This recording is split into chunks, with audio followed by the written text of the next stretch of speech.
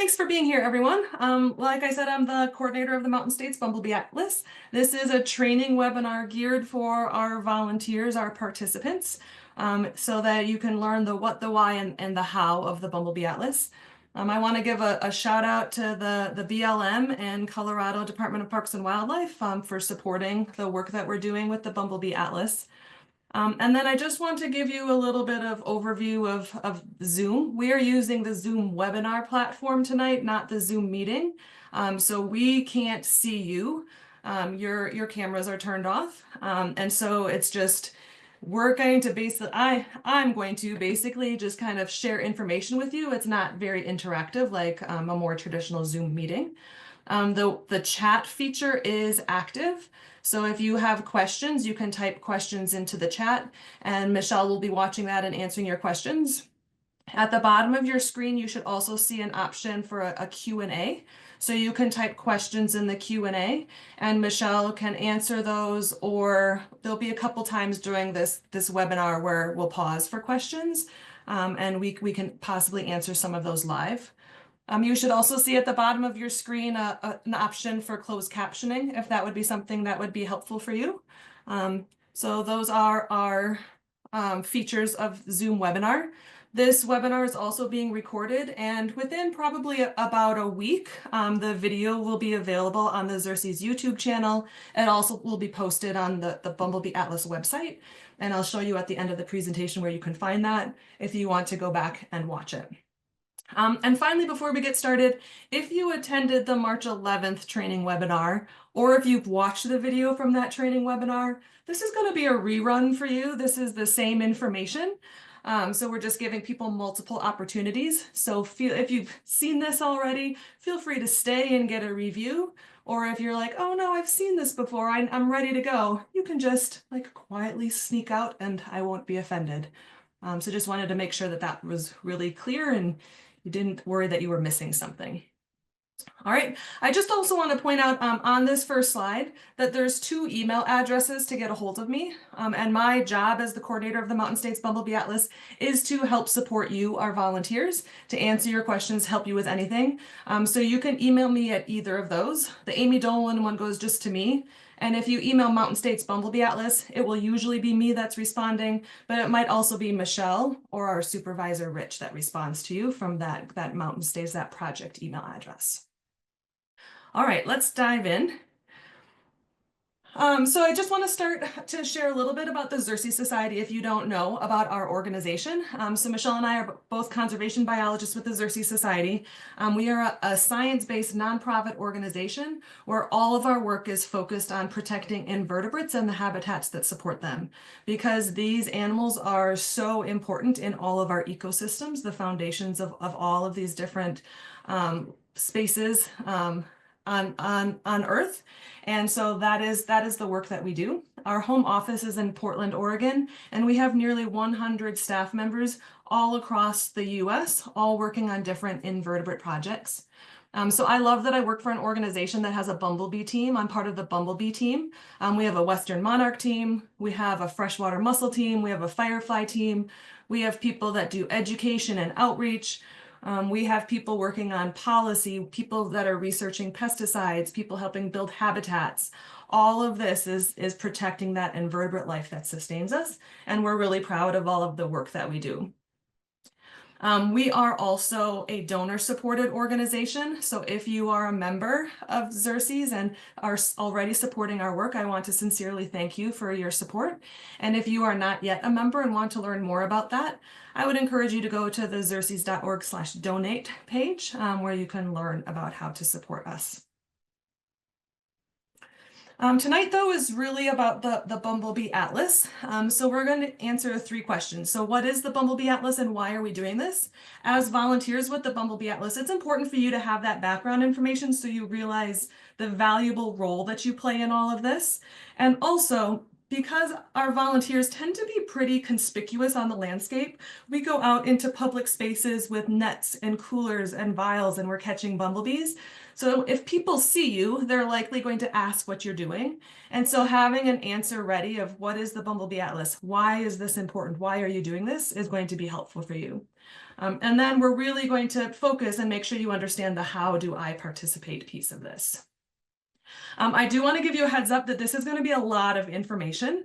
And it might feel a little bit overwhelming. And I just want to assure you that you don't need to be scrambling to take notes. That, like I said, that this is going to be recorded, that you could re-watch it. And really everything that I share tonight in this webinar is available someplace on our website, and I will show you how to find those resources at the end so that you can go back and reread something or rewatch a video if you missed something or forgot something or just get overwhelmed with the amount of information. So first, I just want to share about the website resources that are available to you. So there's 3 really important websites, and the first 2 are easy to get mixed up because they sound very similar. But bumblebeeatlas.org is the first one. This is our project website. This is where you're going to find the resources about how to be a volunteer with the Bumblebee Atlas. This is where you'll go to adopt a grid cell, find out about materials, watch videos, all of that.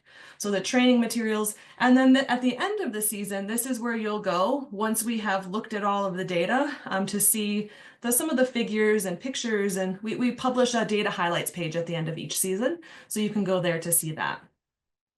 The second website that's really important to know about is bumblebeewatch.org. This is our data website. So once you do Bumblebee Atlas surveys and have data to upload, that's where you'll go to upload your photos and the information that you record on your data sheet when you go out and do a survey. This is also a place where you can see other people's observations. You can look at maps to see where different species are found. You can see pictures of different species to see what they look like. It's just all of the data that volunteers submit is there on Bumblebee Watch. And finally, Xerces.org is our organization's website, where you can find lots of information to support the why of this. Conservation resources, just a ton of things that you can print, brochures and plant lists. There's a podcast, there's a blog, there's just a lot of information about bumblebee conservation as well as invertebrate conservation. So those are 3 really important websites that I want you to know about. So let's start with that first question. What is a Bumblebee Atlas? So Bumblebee Atlas is a community science project, and our goal is to find, photograph, and map native bumblebees through the help of volunteers all across the region, volunteers just like you. The Mountain States Bumblebee Atlas is made up of the states of Colorado, Nevada, Utah, and Wyoming, and we're going into our 2nd field season. We launched last year in 2024. The Mountain States Bumblebee Atlas is just one of Xerces Bumblebee Atlas projects. We have Atlas projects that have happened or are happening in 20 different states across the US. We work with a variety of partners, different agencies and organizations, all supporting this work. And I think that it's important for you to know this because when you go out on your own or with just a partner or a small group to do a survey, you can feel kind of solitary, but you're actually part of this huge bumblebee conservation network that goes from coast to coast. So all of those states in green is where we have projects, and you can learn about those projects on the Bumblebee Atlas website as well. So this Bumblebee Atlas project is really all about data gathering, and this is collaborative data gathering. We have 3 questions that we're trying to answer. We want to know where are our bumblebee species right now, what habitats are they using, and which flowers are they relying on. All of this is going to help us to be able to prioritize conservation actions in the future. Before we can help bumblebees, we need to know where they are and what habitats we should focus on taking care of, or what type of habitat we should create when we're doing habitat restoration. Our projects are pretty unique in that we do this data gathering at a large regional scale. The Mountain States Bumblebee Atlas covers 4 very large states, and then when we combine our data with data from other projects, we just get so much information about bumblebees' locations, the locations and ranges of these different species. And so that's going to be really helpful and is helping us learn a lot and be able to take some really intentional action to help these species. The other thing that's unique about our project is that we have a standardized protocol. We teach all of our volunteers to survey in the same way so that everyone in all 20 of those states who's a Bumble Bee Atlas volunteer is going out and using the same methods so that we can map the effort that goes into it. So we know if someone goes out and submits data from a survey, we know how long they were looking for that bumblebee. As opposed to incidental observations like if you submit a picture to iNaturalist, we don't know if the one bumblebee was the one bumblebee you saw that whole day, and you were looking for it all day, or if that was one of 100 bumblebees that you saw. So our standardized protocol helps us to really understand the effort that it takes, and we'll be able to provide baseline data for us to be able to monitor populations in the future. And all of this work, we're connecting with our neighbors, we're engaging citizens, educating them about these important pollinators, and also working together with agency partners to just really move this work forward. And it is powered by volunteers. It would not be possible for the Atlas staff or for me to gather the amount of data that we can do collaboratively with volunteers across the 4 states region. So this project is not possible without volunteers like you. It's really important for you to know that I recognize how important you are and I value you and just really appreciate your enthusiasm and your questions and your efforts. And I want you to know that I am here to support you as we do this work together. So since you are our volunteers, you are our regional team, I'd like to just take a minute and in the chat, it'd be awesome for you to just type in, where are you? Where do you plan to survey? So we can see a little bit about what kind of ground we can cover. Be fun to watch that.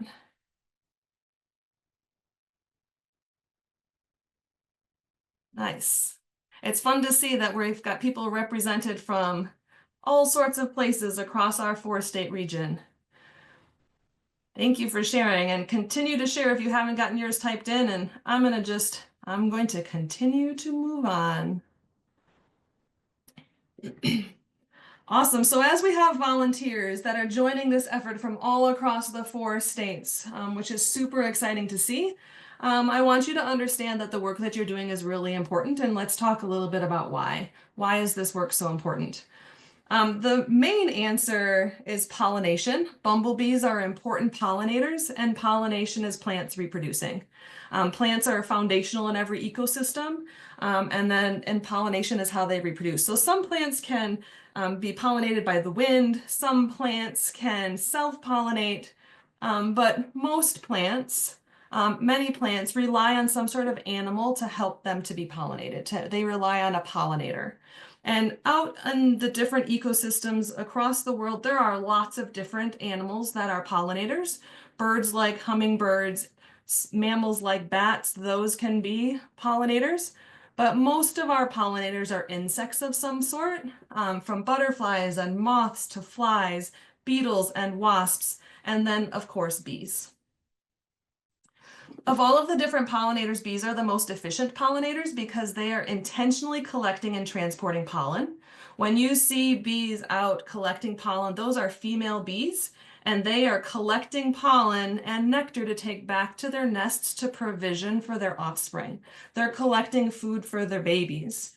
And so while other insects and other animals are feeding on the nectar that's in the flowers, and then they get pollen on them and they move flower to flower and they pollinate plants. Bees are as well. Like they're going to have some of that incidental, like they have pollen stuck to them as they land on flowers. They're going to drink the nectar. They're going to eat some of the pollen, but in the meantime, they're also gathering it on their bodies. And because they're carrying so much pollen, intentionally collecting it, they're going to leave pollen behind everywhere that they go, and by doing that, become very efficient pollinators. Every female bee that's out on the landscape has pollen-catching hairs and pollen-carrying structures to help them to gather the pollen and carry it back to their nests. So for honeybees and bumblebees, that's a corbicula or a pollen basket. That is this concave, shiny space on the back leg, where they mash up the pollen and nectar into kind of a ball and they carry it that way. Other bees, like leafcutter bees and mason bees, have specialized hairs on the underside of their abdomen for carrying pollen. Other bees, like some longhorn bees, digger bees, they have specialized hairs on their legs where they carry their pollen. I love them because it looks like they're wearing some fancy little leg warmers there.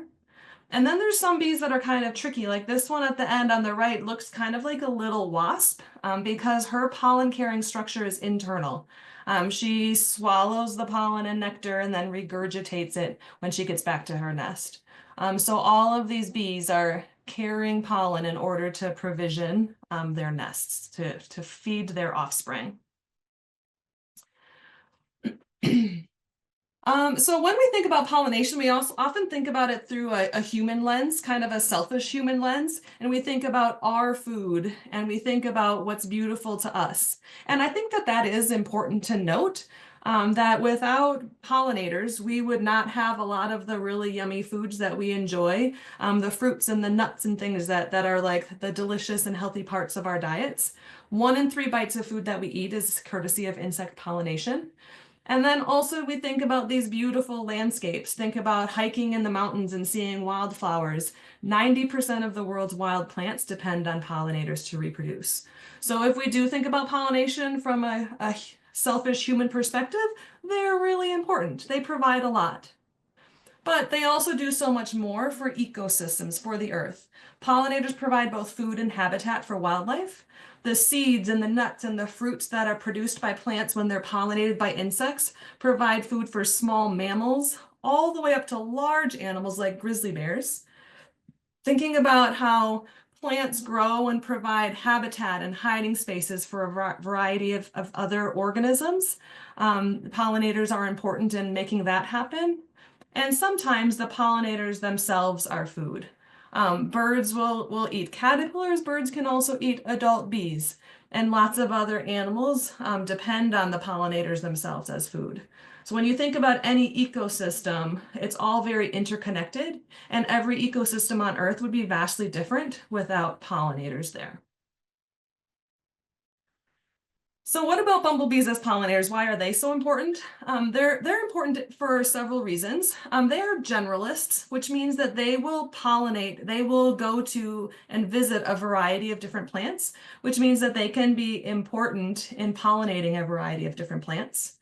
Bumblebees have a long season. Some other native bees are only active as adults for a couple weeks of the year, where a bumblebee colony is active from early spring until late fall. So they can be important pollinators of a wide variety of plants across a wide span of time. Bumblebees, because of their big bodies and big hairy bodies, they're adapted to cooler environments, so they can fly in cooler temperatures. And so they can be really important in pollinating plants that are found in those colder climates. There are some species of bumblebees only known from high elevations or only known from really high latitudes. And so they're really important in those types of environments in pollination. And the last thing that's on this list is what's being shown in the video that's on the screen. Bumblebees can do something called buzz pollination. And so there are some types of flowers where the pollen is stuck inside of this tube-like anther. And in order for it to get out of there, in order for the pollen to be removed, the flower needs to be vibrated. And a honeybee can land on this flower and not be able to sonicate or buzz pollinate it. They won't be able to get the pollen out of that flower the same way a bumblebee can. And so you can see here, this bumblebee, she has grabbed onto the flower with her legs. She's hanging on with her mandibles, and then she vibrates her flight muscles that are in her thorax, but without actually having her wings move. And by doing that, she's vibrating the flower, and you can see like the pollen comes puffing out like a little puff of smoke. It'll land all over her body, and then she can pack it into her pollen basket on her back leg. There are some other native bees that can buzz pollinate, but that is something that bumblebees are known for, and it's really important for certain types of plants. Things like tomatoes and peppers and blueberries really benefit and reproduce better when they are buzz pollinated. The other reason that this work that we're doing is important is that we know that bumblebee populations are at risk. In the 1990s, researchers started to realize that some common species of bumblebees were not so common. And in the early 2000s, a group of scientists got together, formed by the IUCN, the International Union for the Conservation of Nature. And this bumblebee specialist group went through and did species status assessments for all of the bumblebees of North America. And this graph here is showing what they found, that over half, 28 of the species that were assessed are of least concern. Those bumblebee populations seem to be okay. But what really stood out is these red to orange to yellows. These are the species of North American bumblebees that are facing some risk of extinction. And then there were 5 species that were pretty rare, and there just wasn't enough data to be able to make an assessment. And so we need to kind of be thinking that it's possible that those 5 species might also be in one of these at-risk categories. So we know that our bumblebee populations are at risk. We know that they're important pollinators, and so we want to take action in order to help them. Of the nearly 50 bumblebee species that are found across the US, and around 30 different species that can be found in our 4-state region, these 7 are some of those that are considered species of conservation concern. They're in those red, orange, yellow categories from the graph on the previous slide.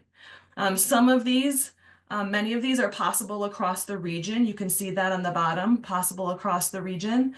Some of them are really specific to only a certain area, like Bombus crotchii is really known from California, might be possible in Western Nevada. And then there's a couple species that are more of Eastern species that could be found in Eastern Colorado, possibly Eastern Wyoming, like Bombus variabilis and Bombus fraternus. And so these are the ones that we especially want to learn about, and we want to figure out how can we help these populations to recover. All 7 of these species have been petitioned for endangered species protection. And as of January of this year, Bombus sucklei was proposed for an endangered listing. It's not official yet, but all of these are being considered by the Fish and Wildlife Service for an endangered species protections. So we know that bumblebees are in decline, and the reasons for that are complicated. There's a lot of different variables that are working together against our bumblebee populations. Habitat loss and fragmentation is a big one. Bumblebees need flowers for food. They need safe places to nest and overwinter, and there just isn't a lot of that kind of habitat in our landscapes. We know that bumblebees are getting sick from pathogens that are carried by commercial bees, which sometimes are honeybees and can also be commercially raised bumblebees that are sold for use in greenhouses that escape greenhouses and can spread pathogens in wild bee populations. Pesticides is another one. There's a lot of chemicals in our landscape, and those chemicals are not good for our bumblebee species. Herbicides that are sprayed can kill the flowers that the bees rely on for food, and insecticides that are sprayed kill insects, and bumblebees are insects, so they can kill them, or they can just cause some sublethal effects to make them not healthy, maybe not as efficient, maybe not able to lay as many eggs. They can have harmful effects. There's competition from commercial bees, and that is honeybees. A honeybee hive can have thousands, tens of thousands, up to 80,000 individual bees at the peak of summer. And those are non-native species that were brought here from Europe. And most often they are being raised by human beekeepers, their agricultural tools. And when a bumblebee hive is placed on the landscape, those tens of thousands of honeybees can easily outcompete bumblebees and other native bees. And so that's something that we're concerned about, especially in areas with limited floral resources. And then climate change is another big factor that's affecting our bumblebees. When there's drought, there's no flowers. Bumblebees are more adapted for cooler temperatures. So when there's extreme high temperatures that last for long periods of time, that can kill them or cause them to not be able to be active. There's evidence that we're losing bumblebees in some of the hotter southern portions of their ranges.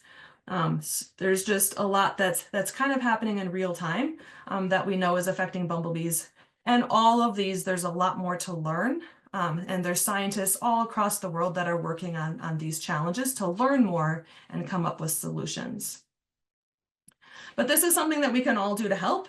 All of us can help bumblebees by planting flowers for food, providing nesting and overwintering sites. Though there's a lot of resources on the Xerces website to help you to provide that habitat that they need. All of our native pollinators need advocates. So being able to speak up about the importance of bumblebees and other native pollinators. And then kind of why we're here tonight, something that we can all do is to help gather data. We can help learn where they are and what habitats they're using, so we can take action to help populations recover. So here's where we started before the Mountain States Bumblebee Atlas began. So this is a map that shows our 4-state region. And in the background, there's kind of these light blue circles. And that represents historical records of bumblebees. We have records of bumblebees going back to the 1880s in this region. And that is where they were found. And you can see that they were very much centered around population centers. And what we want to learn about is away from those population centers across the whole region in undisturbed landscapes. Where are our bumblebee species? What habitats are using? What flowers are they relying on? And so the atlas is trying to gather data from across the whole region. We want to spread out the effort and move away from cities and population centers and to figure out where our bumblebees are. So you can see there's a lot of work to be done. The stars, the yellow dots, and the black squares are showing where surveys were done in our first year. You can see that there was still a lot of surveys that were happening around population centers. And this year I'm excited to see how our volunteers can spread out that effort. And we really want to fill in this map. All right, so before we can get into like the how, like how do you do a survey, there's just a little bit of background knowledge that's going to be important for you as an Atlas volunteer. One of them is when you're thinking about where am I going to go look to find bumblebees, the answer is you're going to find them on their food. And their food is flowers. So if you want to look for bumblebees, you need to find flowers first. It's important to remember that bumblebees are generalists, so they could be feeding on a wide variety of flowers out in nature. And they might have a preference on a particular foraging run. They might stick to one type of flower, but also sometimes when there's a variety of flowers in a landscape, different species are on different flowers. So it's important to always look at all of the flowers that are in bloom. Flowers provide different nutrients for bumblebees. The nectar provides carbohydrates and amino acids. The adults are feeding on that for energy and collecting some to take back to their larvae. And pollen is an important source of protein and other nutrients. The adults, those females, are collecting a lot of pollen to feed to their larvae, and they will also feed on some as well.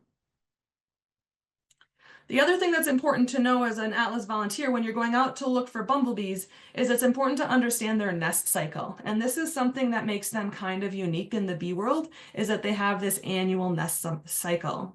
So over the winter, we don't see bumblebees because there are individual queens that are hibernating a couple inches down in leaf litter or soil. They are not in a nest. They're not in a colony. It's just individual queens that have buried themselves into a place to hibernate. Around this time of year, those queens are waking up in the spring, and we see them out foraging, and the queens are really big. They're bigger than other members of the colony that we won't see until later. In the spring, it's an individual queen. She's all on her own. She doesn't have a colony. Nobody's helping her. She's solitary. And she will seek out a place to create a nest. And she's going to start a nest from scratch. And this is often underground in abandoned rodent burrows, sometimes in abandoned logs, sometimes in rock piles, sometimes above ground in bunch grasses, or even in human-made structures like birdhouses. But she's going to find a cavity that feels safe, and she will establish a brand new nest there. Then she's going to start the colony. So she excretes wax, builds herself a little honey pot that she fills with nectar that she can drink out of. She'll build other containers out of wax, and she'll provision that with pollen and nectar. And then just like a bird, she'll sit on them and incubate them until those eggs hatch and become her first generation of workers.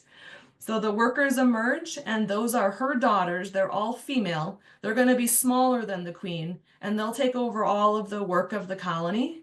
And throughout the summer, multiple generations of workers will come out of that nest.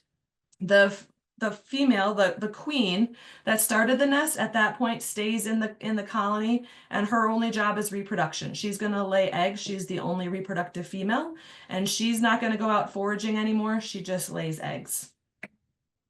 So the colony is going to reach its peak. There's going to be a lot of workers out foraging on the landscape.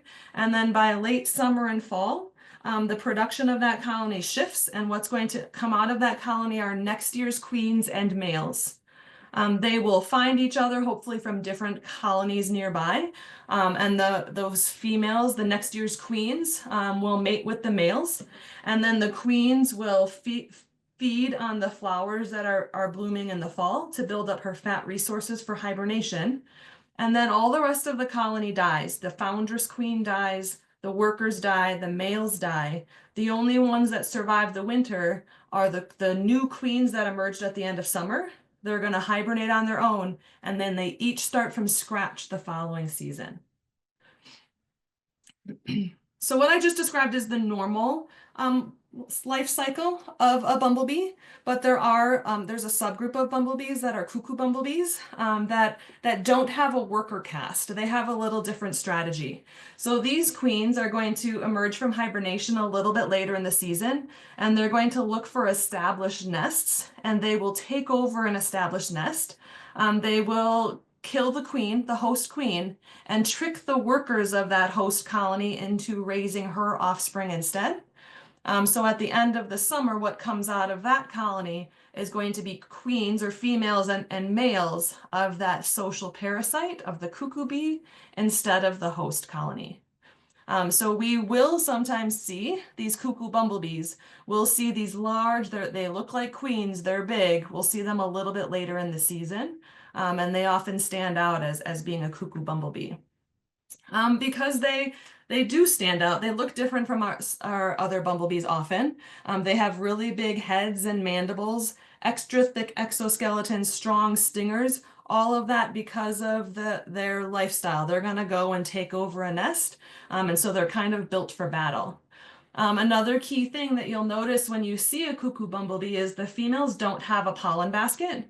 She's never going to go out foraging for pollen. She's not going to be provisioning a nest because she takes over another colony to do that for her. So when we see cuckoo bumblebees, we look at that hind leg to recognize, oh, that female is not a regular bumblebee, that's a cuckoo bumblebee. In our area, there's 4 different species that are possible. The indiscriminate cuckoo bee is the most common of those. If you see a cuckoo bumblebee, it's probably going to be the indiscriminate cuckoo. The fernald cuckoo is a little bit less common, but we did have records of them across our region last year. The suckly cuckoo and the variable cuckoo are both very rare. Those were the 2 red ranked bees when I was showing you our species of conservation concern. Neither of these has been seen in about 10 years. So we're really concerned about them and hope that the Bumblebee Atlas can help us find a population and help those populations to recover. So it's important for you to know about this bumblebee life cycle because that can help you to plan your surveys. You want to be surveying kind of at the point when the colony is building up, when the workers are out. If you're only seeing queens, it's going to be too early. Because the chance of catching those individual queens and having that represent all the bumblebees in areas is a little bit harder. So we want to try to catch the time when those nests have been established and the workers are heading out, because then we have the best chance of detecting the bumblebees, catching them, and recording that they're there. If you want to take a deeper dive into ecology and conservation of bumblebees, last Saturday, the Bumblebee Atlas team from across the US put together this ecology and conservation webinar. It was recorded. The video is on the Xerces YouTube channel, and it's also posted on the Bumblebee Atlas website. If you go to bumblebeeatlas.org and find resources, underneath Train Online, you'll find the recording of the ecology and conservation webinar. And we just scratched the surface about learning about these fascinating animals. There's a lot more that could be discussed. And so we get into some of that in that webinar. And then we're also posting the Q&A from that webinar where people ask some really great questions and we wrote out answers so you can learn even more by reading the question and answers from that webinar. All right, the last thing that's pretty important for you to know as an Atlas volunteer is that a bumblebee? Being able to identify a bumblebee compared to other insects that are flying around, which maybe seems kind of obvious, but can be actually really tricky. There are many other insects some that are bees and some that aren't, that can look and act like bumblebees. And so getting the practice and learning to be able to identify if that insect is a bumblebee and is that one that you should be catching for the Atlas. So let's talk about what to look for. Bumblebees are insects, which means they have 3 body segments, the head, the thorax, and the abdomen. They have 6 legs that are attached to their thorax, and they have 4 wings, so 2 on each side, though sometimes that's hard to tell because those wings can be attached together and act as one, so sometimes it's hard to see that there's actually 4 wings there. Bees have kind of long antennae and they're jointed, so it's almost like there's a little elbow there. Their eyes are found on the side of their head. They have large compound eyes. They also have smaller, simple eyes called ocelli on kind of what we would call the forehead. That's true of bumblebees and other bees. Bumblebees, you can distinguish them from other bees by this pollen basket, corbicula. So on the hind leg, there's going to be this segment where it's concave, it's shiny, and then there's longer bristly hairs around that can hold the pollen in place when they pack that full of pollen. And then bumblebees are robust and hairy. They're like big and they're chunky, and the colors that we see on bumblebees are the colors of their hair, not the colors of their exoskeletons. Some mimics, some things that you might mistake for bumblebees, sometimes flies, sometimes honeybees, especially when we're looking at some of the worker bumblebees that are smaller, more the size of a honeybee. Carpenter bees and other native bees sometimes are mistaken for bumblebees as well. So what should we look for? When we're trying to distinguish a bumblebee from a very good mimic fly, like this is a fly that looks like, sounds like, acts like a bumblebee, what do you look for to be able to tell them apart?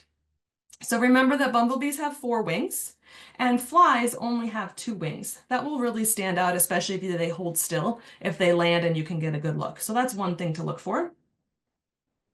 Another thing to look for with bumblebees versus flies is, remember, bumblebees are going to be hairy. They have hairs on their face, on the top of their head, on their thorax, on their abdomens, underneath their bodies. They're very hairy. Flies usually are not as hairy, though sometimes there are some, like the one I showed you on the previous page, on the previous slide here.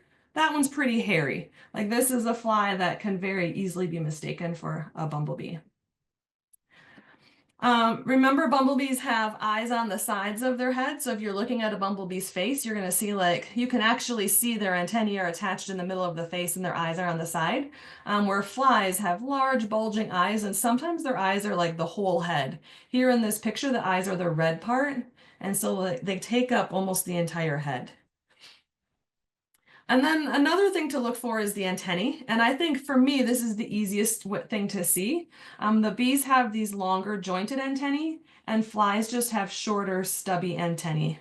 So you just have these little nubs coming out of their faces. And that's a way to say, oh, that's a fly, that's not a bumblebee. So bumblebees versus honeybees. Sometimes a bumblebee, especially when you've got the workers, like I said, they're going to be similar size to honeybees, and you're going to probably encounter some honeybees on the landscape. So here's some ways that honeybees are different. Honeybees are usually a little bit smaller and definitely skinnier. Their bodies are more torpedo shaped, where bumblebees tend to be a little bit more round. Honeybees are black and orange or brown in color. There can be a lot of color variation, but something that you should pay attention to is those colors are on the exoskeleton. It's not the hairs. Bumblebees' coloration comes from the color of their hairs. Honeybees will have a pollen basket on their hind legs. Bumblebees and honeybees are the 2 types of bees in our area that have that. So if you see that pollen on the leg, you're looking at either a honeybee or a bumblebee. And this last character is a little bit hard to see when the bees are flying or foraging, but it's kind of a fun fact to know. And if you get a good look at them, especially if you can get them under a magnifying glass or a microscope, honeybees' eyes are covered in hairs. They have really hairy eyes, which is kind of fun to see. There's a lot of people around Grand Junction that have told me about those, have asked me if I've seen those big black bumblebees. And most of the time what they're talking about are carpenter bees.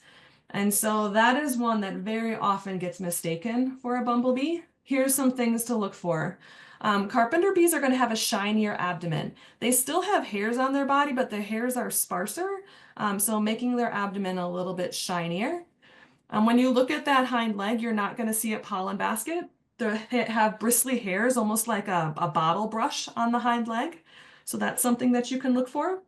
And then most of the time, carpenter bees are black. So you're looking, if it's like a very black bee, it's probably not a bumblebee, it's probably a carpenter bee. Though there are some carpenter species like this one that looks very much like some of our species of bumblebees. This looks very much like a brown belted bumblebee. But then what you should pay attention to is see how that abdomen is shiny. It doesn't have a lot of hairs. When you're looking at a bumblebee, the coloration on the abdomen is going to be the color of the hairs. So that's what you can look for with that.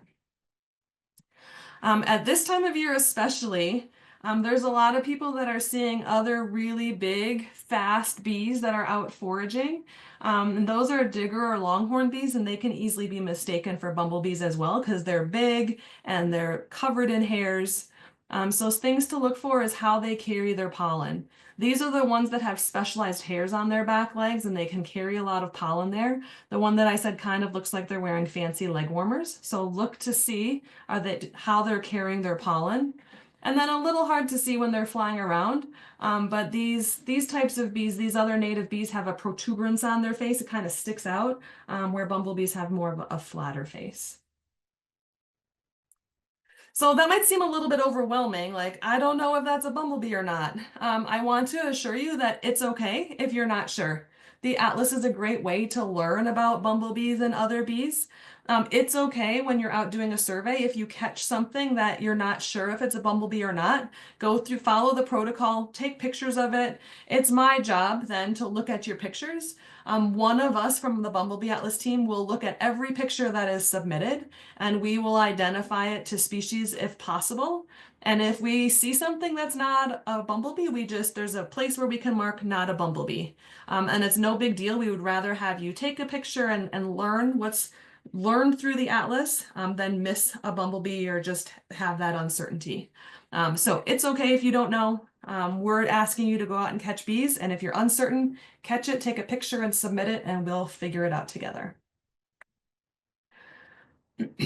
Unfortunately tonight we don't have time to get into how to identify bumblebees to species. A lot of times our volunteers like to learn this. They want to know what species is it that they have. And so I'm going to share some resources that you can kind of go through on your own in order to start to learn this. So on the website, there is a species ID guide.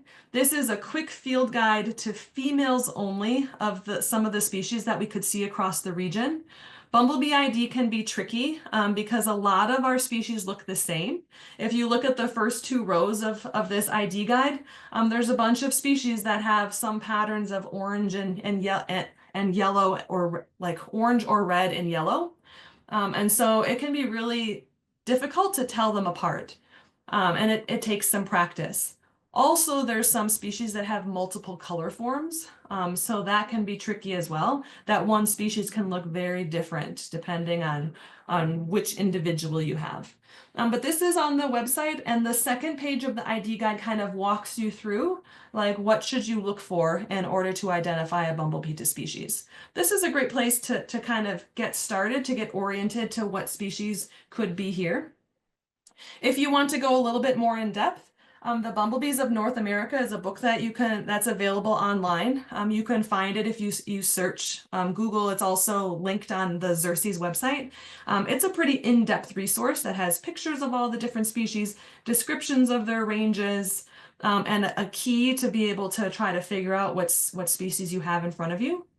And then there's bumblebees of Western United States and bumblebees of Eastern United States that are free PDFs that are available online. If you are in Nevada and Utah, the bumblebees of Western United States is all that you need. If you are in Eastern Colorado or Eastern Wyoming, you'll also need this Eastern guide for some of the species that you might see, because that's where the Eastern and Western bumblebee ranges overlap. But these are great resources too, a little bit simpler than the book, and they're free online, where the book you'd have to purchase. In three of our four states, there's also some state-specific resources that have been created by other bumblebee experts that are in the region. The Bumblebees of Colorado is a free PDF available online. The Biodiversity Institute at the University of Wyoming has created the Bumblebees of Wyoming. You can get it from their website. I think it costs $2 to get that one. And in Utah, the Utah Pollinator Pursuit website has resources and information about Utah's pollinators or bumblebees. So that's a resource that you can use if you are in Utah. I don't know of anything in Nevada. If you learn of something in Nevada, a Nevada-specific guide, please let me know. Otherwise, that's one of the goals of our project, is to be able to create something that's Nevada-specific out of what we find out through our Atlas work.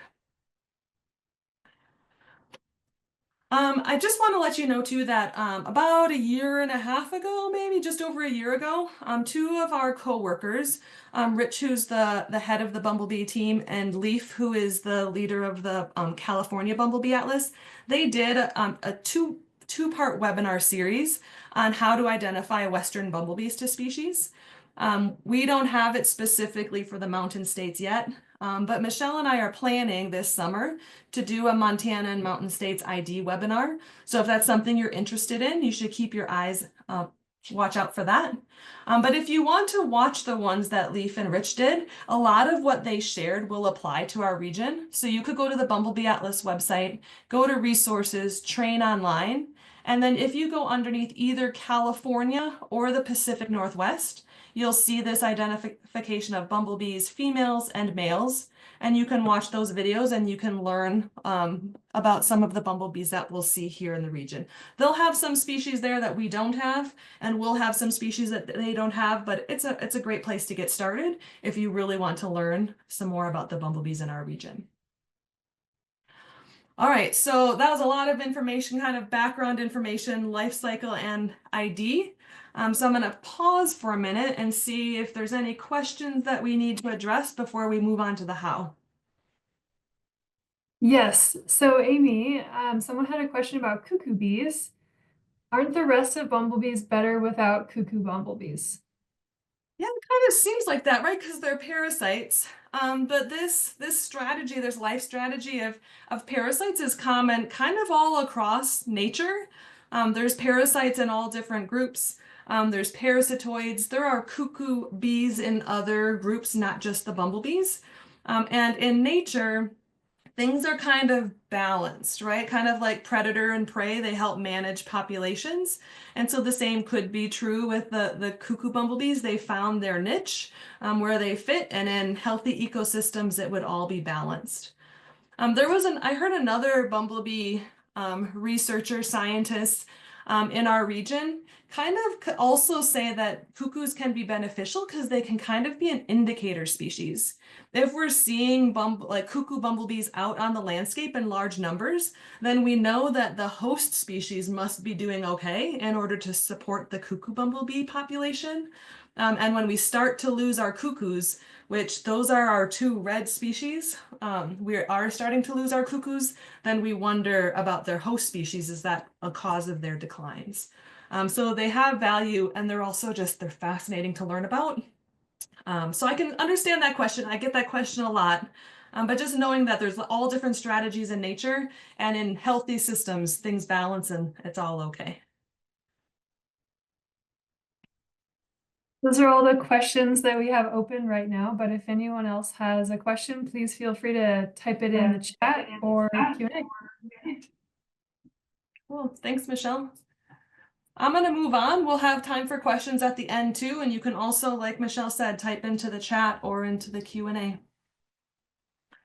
All right, so let's get into the how, the nitty gritty of what do you need to do as a volunteer in the Mountain States Bumble Bee Atlas. This graphic kind of shows the steps. This is on our website, kind of like a little checklist. We'll walk through each of these steps. And then remember, there's resources for all of these on our website. So if you miss something or going too fast, or you just want to think about it some more, you'll have an opportunity to go back and find more information on the website. So the first step of joining the Atlas is training. Because we follow a standardized protocol, because we ask our volunteers to go out and net bumblebees, put them in vials, and then take pictures of them, we want to make sure that our volunteers know what they're doing. We want you to follow our protocol. That's an important part of our project. And we also want you to be safe and confident when you're out doing surveys. And so there's a bunch of different options. We try to have resources available in a lot of different ways so that our volunteers can find whatever they need and be trained and feel confident. So what you're doing right now is the first option. The option that many people take is to attend a live training webinar or watch a recorded training webinar. Another option for training is to read the participant handbook. This handbook is pretty in-depth. It's 50-something pages. It's available on the website. It's a great resource to go back and read some of the details or see pictures of some of these details. You could also get trained by attending a full day in-person workshop. But there's not very many of those, and we're a very large region, so most people use the resources on the website for training. And then I'll show you at the end of the webinar tonight, but we have recently taken the information in this webinar and chunked it into smaller training videos. So if you want to just go and watch one section, there's shorter training videos that can help you get a refresher of what you learned in this training webinar. A lot of our volunteers use all of these. But after tonight, if you feel confident moving forward as a volunteer, you are trained and you're good to go. It also, though, sometimes helps and instead of just learning how to catch a bumblebee online, sometimes it helps to have some hands-on practice. So throughout the spring and summer, this has already started a little bit. I've been in southern Utah and southern Nevada already this spring. There's going to be different in-person events where you can join with a group of other volunteers from your area, and either I will be there or Michelle will be there and give you a chance to practice the hands-on part. So you feel more confident when you're going out to do your own surveys. These are the events that are planned right now. There could be some other events that pop up across the region throughout the summer. And you can find these events on the website, on the events page of the website. This is what that looks like. If you go to bumblebeeatlas.org, you can click on events. And at the top of the events page, there's a list of online trainings. But if you scroll down, you'll come to this map. And each of these dots is an in-person event. And if you click on the dot, you'll see the details of the event, see the link for registering for the event. So that's a great way to meet other volunteers, get some practice, get some of your questions answered. And that's just also really fun to attend those kinds of events. To stay up to date on events happening across the region and other important information, I encourage you, if you haven't already, to join the e-newsletter mailing list. Throughout the field season, my goal is to send that out every week. I'm going to be very busy, so I hope I can meet that goal. But this is really the best way to stay up to date on news and highlights, tips, reminders, and then also, of course, upcoming events. So that QR code will take you to the form to fill it out. The form is also on our website, so you don't need to worry about like scanning that code right now. You can go on the website and fill out the form and join our e-newsletter mailing list. All right, so that's the first step, is making sure that you're trained and feel confident. The next step is to create a Bumblebee Watch account. Remember that bumblebeewatch.org is our data website. This is where you will upload survey data. This is where you will upload the pictures that you take. And this is where we will look at your pictures and identify them to species. Before you move forward, we want you to create an account. So you'll log into your account with you'll create a username and password. So to do this, you'll go to bumblebeewatch.org. And then down at the bottom of the page, there's a blue button that says register. So you'll click on register, you'll set up your own username and password, and you'll need that for the next step when you adopt a grid cell. Throughout the season, if you don't remember what your password is or you can't get logged in, you can use this lost password link here to help you to reset your password. And once you're logged in, I encourage you to check out all the resources on Bumble Bee Watch. If you go up to the top corner to your account, you'll be able to keep track of the surveys that you've done. You'll see a list of the species, even little pictures of each of the species that you have found once they've been identified. And at the end of the year, your information will be turned into some graphics to show your contribution to bumblebee conservation. Over on the left-hand side, there's places for you to explore bumblebee maps. And the Bumblebee Field Guide is a really fun tool that takes you through the different species that can be found in our area. And you can narrow down a species by choosing like what color is the face, what's the pattern on the thorax. It can help you try to figure out what bee you have. So I encourage you to check out the resources here on Bumblebee Watch as well. All right, once you have created your Bumblebee Watch account, you are ready to adopt a grid cell. That's the next step. So we remember our goal is to spread out the survey effort. We want to try to have surveys done in all parts of our 4-state region. So we have divided the 4 states into 371 grid cells. Each of these grid cells is approximately 50 by 50 kilometers. It's a pretty big space. And we ask each of our volunteers to adopt a grid cell. And what that means is you're claiming that grid cell and saying that I agree that during the field season, during the summer, I'm going to go out and do 2 surveys in my grid cell. And so that is the minimum. We want you to do two surveys in your grid cell. You can certainly do more than 2 surveys. You can certainly do surveys in more than 1 grid cell. But this is kind of the way that you quote unquote sign up for the project is by adopting a grid cell. This year we have designed like 371 grid cells is a lot to, like we're going to try to survey in all of those, and that seemed like a lot. So for this season, we made 75% of our grid cells high priority grid cells, and so we're going to try to get at least 2 surveys in all of these high priority grid cells.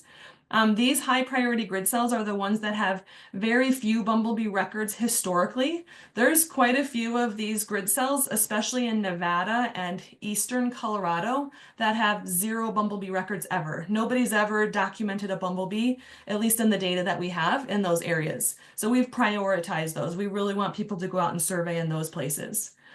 We've taken away priority from places that we don't have access to, like where there's tribal land or government land that we don't have access to. And we've also prioritized places where there have been recent detections of our conservation target species. So places where those rare bumblebees have been detected in the past so that we can find where they are now and then take action to protect them. We also tried to spread these out evenly to represent all the different ecoregions. We have a huge diversity of landscapes and climate across these 4 states, so we tried to make sure that we had priority grid cells in each of those different ecoregions. Because our landscapes and climate are so different, there's 3 different survey windows this year. So then we have some grid cells that are in the Mojave Desert, which is not like the best environment for bumblebees. But because it gets so hot there in the middle of the summer, those volunteers are able to start looking for bumblebees as early as April, even though it might be a little bit early. And then they're going to go later in the season because it doesn't get as cold there. So they're going to be able to survey later. If you're in the Great Plains, Colorado Plateau, High Plains, surveys can start as early as May 1st and will go into September. And then higher elevations, higher latitudes have a June to August survey window. This map represents that. So the blue is those April 1st start date, yellow is the May 1st start date, and the pink or purple is the June 1st start date. The darker colors on this map are the priority grid cells, and the lighter colors are the lower priority grid cells. If you live in or travel to a low priority grid cell, you can still do a survey there. We will take data from everywhere. And even because our region is historically undersurveyed, even our lower priority grid cells, some of those could still use some more data. So don't let the priority grid cell system stop you from doing a survey if you find a good spot in any part of these 4 states. So I want to show you how to adopt a grid cell, because it is an important step. So you'll go to the Bumble Bee Atlas website, you'll go to Get Involved, Adopt a Grid Cell, and I'm going to click and go straight to that page right now so you can kind of see what this looks like when you're ready to do this. So I went to Get Involved, Adopt a Grid Cell, and then the top of this page just has some reminders and some tips and some links to other places. You can expand click on the arrows to get a link to Bumblebee Watch if you forgot to set up your Bumblebee Watch account first. So you can read through that information. And then when you scroll down, you're going to see this grid cell map. And the grid cell map shows the grid cells for all of our projects in all 20 states. And once you zoom in, there's these plus and minus buttons here that can help you to zoom in. You can zoom in and move the map. And once you zoom in far enough, you're going to see the colors of those grid cells change to represent those different survey windows and see the high priority and lower priority grid cells. Over on the left, if you click on this, there's little squares and lines. That is the legend, so you can see what the colors represent. You could also change the background map if you wanted to be able to see different things. But you can also then look for a place. You can search for a place. So if you know where you live or where you're going to survey, you can search for example, Winnemucca, Nevada, and click on it, and it'll zoom into that place. And then I can zoom out a little bit and I can see what grid cell it's in. So there's Winnemucca. If I click on the grid cell, it's going very slow. It'll open this little box that'll tell me what grid cell number that is, if it's high or low priority, what the ecoregion is, and what the survey dates are. You maybe notice that once you zoom in to a certain level, you get this kind of yellow color there. That tells you where BLM manages the land. And we're able to survey on BLM land, like that's our sponsor of our project. And then if you go a little bit further, you can get past that layer, so then you can explore a little bit more some of the features that are there. So you're going to use the grid cell map to figure out which grid cell you would like to adopt. And once you have done that, you're going to scroll down below the map on the page, and then there's a form that's going to populate. And you'll fill out this form to adopt a grid cell. So you'll enter your first name, your last name, your zip code. This is why you need to create a Bumblebee Watch username first. So you'll put in your Bumblebee Watch username and your email address, and then you'll choose the state that you're adopting a grid cell in. And when you choose your state, it will give you the options of the different grid cells in your state. There's a question about how you heard about the Bumble Bee Atlas for our information. We need our volunteers to be 18 years or older, or have an adult do the adopting and be supervising this. So that's a certification of your age, reading and signing off on the liability waiver, reading the trespass policy, and then acknowledging that you are a volunteer. You're not expecting me to pay you for the work that you're doing, like you're volunteering to do this. If you do work for an agency and you're doing this for part of your work, like during your workday and you are getting paid, you can hit false, and then you can list what your agency or organization is. And then you'll hit submit, and that is how you adopt your grid cell. Once you've adopted your grid cell, you'll get a confirmation email. And if you don't get a confirmation email, please reach out to me, because then that means that something is messed up with our automated system that I need to fix. So you'll get a confirmation email.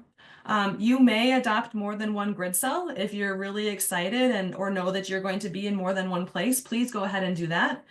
You also don't have to fight over grid cells. It's okay, like a 50-kilometer by 50-kilometer grid cell is pretty big, so it's okay if more than one person is adopting a grid cell. That's all right.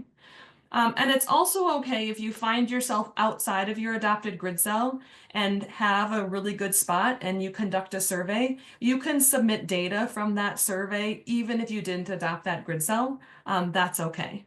We do want you to adopt your grid cells ahead of time, because that helps me on my end to know where people are planning on going, so that so I know where I need to focus my effort on either recruiting more volunteers or doing some surveys myself. So it is important that you take this step of adopting your grid cell to say that, yep, you're going to participate. All right, that's an important part. After you have adopted your grid cell, the next step is planning. And this time of year when we're excited and it's spring and maybe it's just a little bit too early, this is a great time to be planning your survey. You need to think about when and where to survey. You need to find out if you need permits to be on the land that you plan to go to, and you need to make sure you have all the supplies that you need. So the when to survey is tricky, especially in our region when landscapes are so diverse.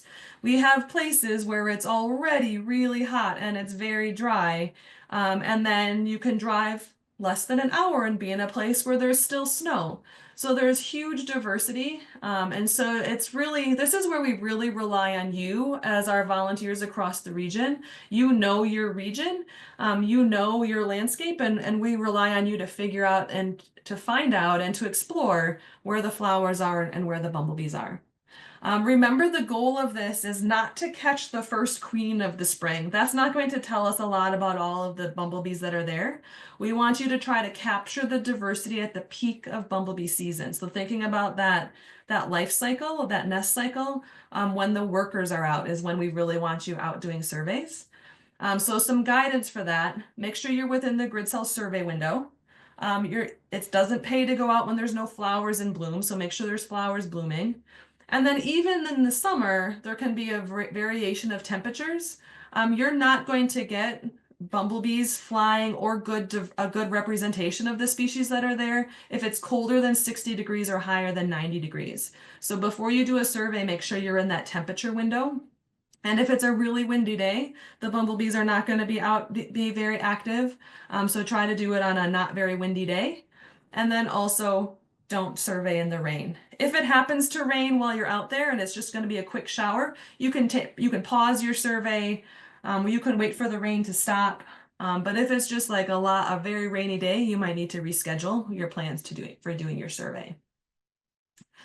So this is the graphic that I showed you before. So just remembering that we want to survey when there's a lot of workers out foraging, because that's when we're going to have the best chance of catching that diversity. So in some species and in some areas that could happen as early as May. The peak for most species is like this June to August window. And then in some areas, we'll be seeing them into September. So that's kind of our window with a lot of variation across landscapes.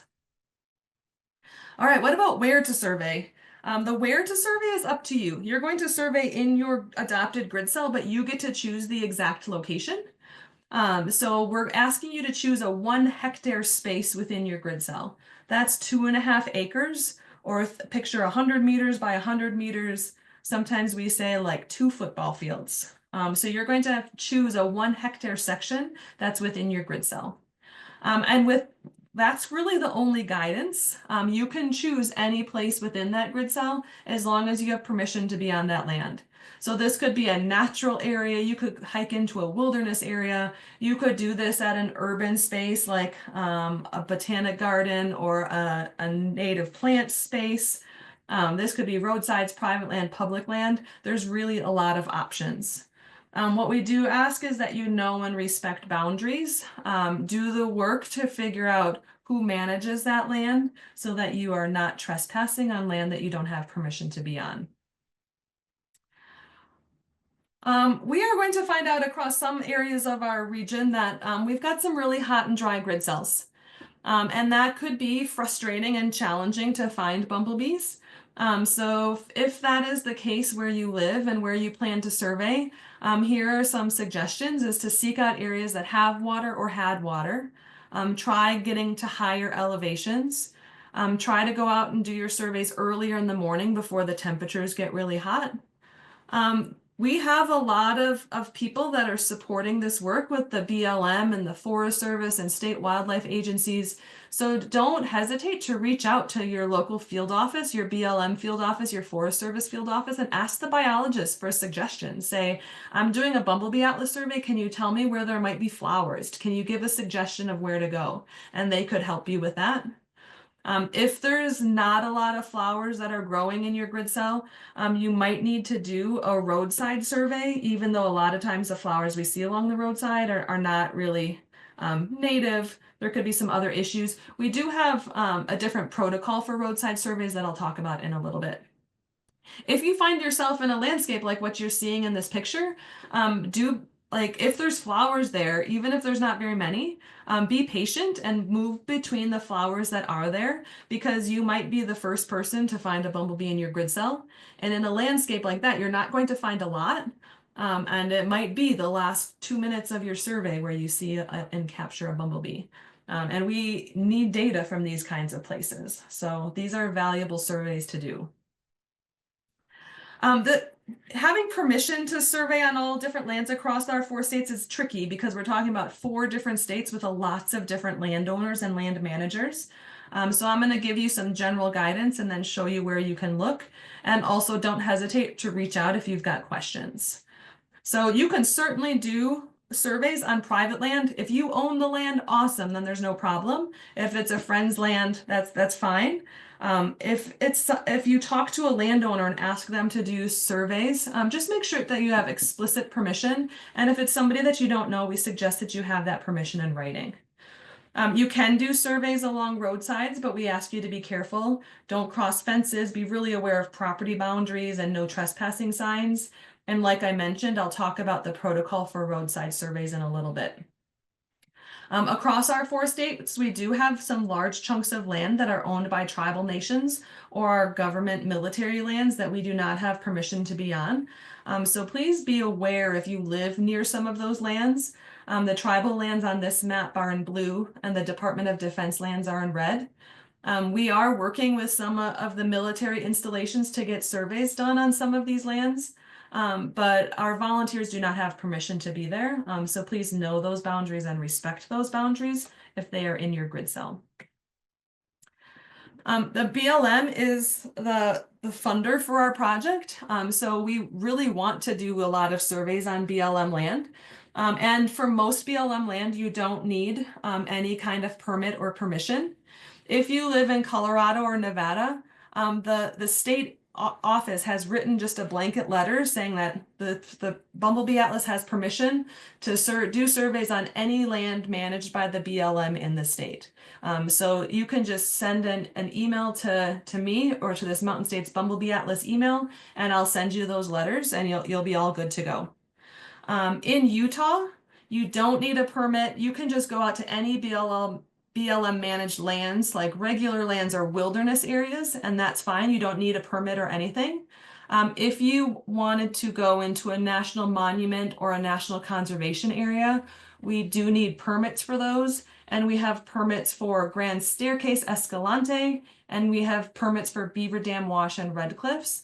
The other monuments and NCAs we don't have permits for, so we can't survey there. And in Wyoming, you're good to go on any BLM managed land. You don't need a permit, you don't need a letter, you can just go out to those lands. The BLM has asked that we just communicate with the people in their field office. They want to know where people are doing surveys. They want to be able to offer you suggestions and to support you. So find out where your local BLM office is and let those biologists know and use them as a resource. There are national parks all across our region as well. Unfortunately, we can't survey in all of the national parks because each national park has its own permitting system. We have permits for 4 parks right now: Great Basin, Mesa Verde, Grand Teton, and Yellowstone. If you want to survey in one of those national parks, please contact us. There's special guidelines that are there. So we want to make sure you have the permit, you understand the guidelines. And if there's another park that's near you where you really want to do some surveys, feel free to reach out to me and I can try to get a permit. Depending on staff that's available and how busy they are, we may or may not be able to get a permit for this season, but we could definitely try for 2026 if we can't for this year. The Forest Service is supporting our efforts as well. So some of our forests we're in 2 different Forest Service regions, the Rocky Mountain region and the Intermountain region, and both of those regions are supporting our atlas, and they have written what's called a nominal effects letter. It's basically a permit letter. And they just ask that our volunteers carry that. And again, that you just let the field office know so that they can let you know if there's been a fire or if a trail is closed or if a road is closed. Again, you can email me to get a copy of that letter. And then state parks, wildlife areas, state trust lands, county parks, local parks, those get really tricky because that's so diverse across the 4 states. So permits for those vary by state. There's details in the participant handbook, there's information on the website. And sometimes when you get down to that local level, we ask you to just connect with the managers. And just say, hey, I'm working with the Bumble Bee Atlas. You might need to tell them what it is, and you can always loop me in if you need some help, like explaining or answering questions. That's a lot of information. It's a little overwhelming because like I said, there's so much ground that we're covering. But if you go to the Bumble Bee Atlas website, go to resources and then permits, you can scroll down to your state and click on the arrow to expand it, and you'll get information that is state specific. And then if you have any questions or things aren't clear, or if you need a copy of a permit, go ahead and reach out to me and I will send you what you need and do my best to answer all of your questions. When you're planning your survey, please know that your safety is our first priority. So make sure that you are being careful and making wise choices. We also encourage you to be flexible, to make a plan and then have a backup plan. Sometimes you get to a really great site and something like the road is closed, or there's been a fire, or the weather is bad, or something else happens and you're not able to survey. Maybe it's too early for the flowers, maybe it's too late for the flowers. So there could be some disappointment and frustration. So we just encourage you to be flexible, make a plan, but then have a backup plan. And just know that this is tricky sometimes to plan and figure out where to go. And I'm here to support you and just encourage you to have that flexibility. Make sure for your safety to check the weather before you go so you don't get caught in a thunderstorm or a flash flood. Be ready to navigate without cell service. We've got a lot of remote spaces in our 4-state region, and always make sure someone knows where you are so that they can make sure that you get home safe. As you're planning your surveys, there's some supplies that you're going to need. Of course, you're going to need an insect net for catching bumblebees, data sheets, something to write with, vials to store them in, a cooler with crushed or cubed ice, because we put our bumblebees on ice, which seems weird, but we'll talk more about that in a little bit. You'll need a camera for taking pictures of your bumblebees, a GPS unit or smartphone app, a timer. Clipboards are helpful, and so are field guides. Plant and bumblebee field guides are helpful. So this is the basic supplies that you'll need. Let's just walk through each of these briefly. When you're getting a net, there's lots of options out there. If you use the word standard net or aerial insect net, or even just search for insect net, you're going to get different options pop up. The key thing is you want to make sure that the net itself is see-through. There are some types of insect nets that are thick canvas and then you can't see the bee that you've caught in your net. So just make sure that it's this see-through mesh, that the main part of the net is made of that. You'll need vials for holding bumblebees during your survey before you take pictures of them. So this picture is showing centrifuge tubes. If you do a search for centrifuge tubes, you're going to get lots of options, and we suggest 30 to 50 milliliters. You could also use containers that you have at home, like plastic food containers, old prescription bottles. Those things work fine, even like baby food jars. The key there is make sure that they're clean. You don't want to put a live bumblebee into a bottle that has residue from some sort of human prescription. So just make sure that they're really clean. We suggest at least 20, especially if you're going to go out to places with a lot of bumblebees. In some of our drier places, you're not going to need 20, but having 20 is a good rule of thumb. You're going to need a cooler with ice because you're going to put the vials into that cooler. You're going to take this with you into the field, so something small and portable is best. Cubed or crushed ice is what we ask you to use, like what you can buy at the grocery store or gas station. But avoid those gel ice packs because the chemicals that cool them off can actually be too cold and can actually kill the bees. You need a camera for taking pictures of bees. Something that has a macro setting is best. Cell phone cameras work. Some cell phone cameras, newer cameras, have really fantastic cameras, and those will work great. If you have an older cell phone like I do, you might consider an attachment, a macro attachment, something that you can attach to your cell phone camera to be able to zoom in and focus on small things a little bit better. Our surveys are timed, so you need a cell phone timer or your watch, something to keep time for you when you're out doing your surveys. And then we ask you to record your GPS coordinates, your latitude and longitude of your survey site. So having a cell phone map app or a GPS unit can help you with that. Data sheet will get filled out when you do every survey. These are available on our website. It's slightly different from last year if you did surveys last year, but if you have data sheets from last year's, they'll still work fine. But it has been updated. Please note that it's 2 pages long, so when you're looking it up and printing it from the website, make sure you've got both pages. There is also a supplemental or extra data sheet that's available on our website. This is helpful if you're in a place where there's lots of bumblebees. The main data sheet has space for 15 bumblebees.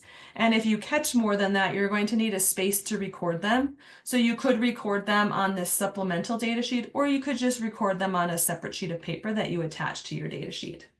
The second page of this supplemental data sheet has this grid with squares on it. Some people like to use that as the background when they're taking pictures. And then it's really helpful in the field to have a clipboard to hold your data sheets when you're writing and recording data. All of this information is listed on the Bumble Bee Atlas website. So you'll go to bumblebeeatlas.org, you'll click on resources and then equipment. And then there's pictures and descriptions of what you need, along with some links to suggested retailers where you could get the resources that you need. All right, so then you have planned your surveys, and now the most fun part is the surveys themselves. Remember, the minimum that you're going to do is 2 surveys during the summer. Each survey has 2 parts. You're going to go out and you're going to catch and photograph the bumblebees that you see in your survey area, and then you're going to conduct a habitat assessment by completing the data sheet. So when you get out to your spot, the survey site within your grid cell is 1 hectare. So when you get to your spot, you first are going to kind of estimate what is that space, kind of imagine your boundaries. You don't have to measure it, but you kind of want to know what your boundaries are before you start your survey. Then you're going to do what's called a point survey. This is our preferred survey method. And in a point survey, you're going to search for bumblebees for 45 minutes. For every bumblebee you see, you're going to catch it or attempt to catch it. Then you're going to get that bumblebee into a vial and put that vial on ice in order to chill it.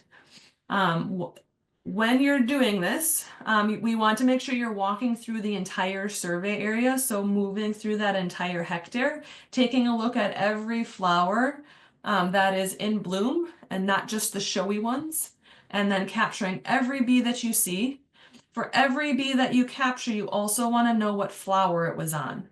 So recording, you can write down the flower, you could take a picture of the flower. Sometimes people put a petal of the flower into the vial. But it's really important information that for every bumblebee you capture, you know what flower it was on. The other thing that is important is you're going to be actively searching for 45 minutes, but you're going to pause the timer when you're not actively searching. So when you catch a bumblebee in your net, pause the timer, then take the time to get the bumblebee into the vial, get the vial into the cooler, and then when you're ready to restart your survey, you'll restart your timer and continue going. So the 45 minutes is active searching time. This is also person minutes. So that means that that time can be split between multiple people. When I go out by myself, I set my timer for 45 minutes. If I go out with one other person, we each set our timer for 22.5 minutes, so we have a total of 45 minutes, and then the 2 of us move through that 1 hectare area. If there was 3 of us, we would all stay within that 1 hectare area, but we would each set our timer for 15 minutes. Okay, so the 45 minutes is active search time, making sure you're pausing your timer anytime you take a break and when you're putting the bees into the vial. So I say, walk through the whole area and catch the bumblebees that you see, and that part maybe seems a little intimidating. The field trainings that we do throughout the summer are a great way to practice, but this is a short video that one of our partners at Idaho Fish and Game recorded to show you how you can catch a bumblebee, so you can kind of picture what you need to do. So we'll watch this short video.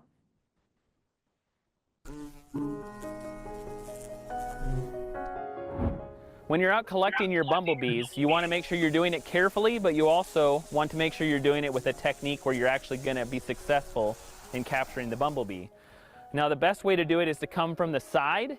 You'll actually sweep over the tops of the flowers, but the most important part is to make sure you follow through and have the net droop over the side of the rim, and you can actually flip it over a third time so the bee can't escape. And another way, you can come from below the bee if the flower is kind of drooping, and you can come up. But again, you have to have that follow through where you flip the net over the top. Another way, if you're feeling a little more timid about sweeping really hard, is bees tend to fly up when they try to escape.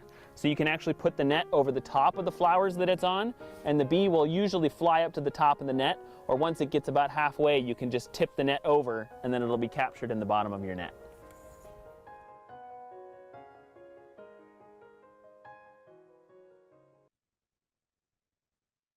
So now you've got a bumblebee in your net, and now you need to get it into a vial. That's another piece that seems a little intimidating, and it definitely takes some practice. So this is another short video that just shows you that process of how to get the bee from your net into the vial.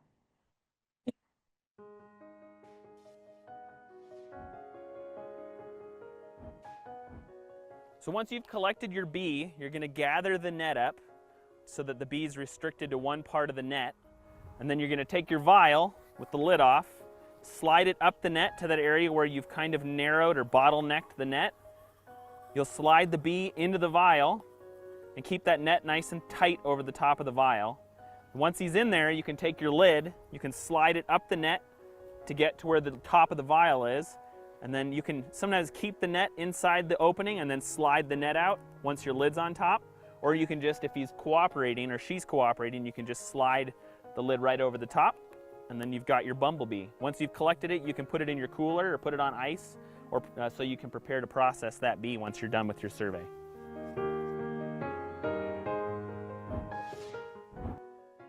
Once you've collected your bee, another thing that's helpful to do post-processing is to collect a flower that you collected the bee on, and you can pop the flower into the vial with the bee you collected on that plant, so when you're processing the bee later, you remember what flower it was collected on.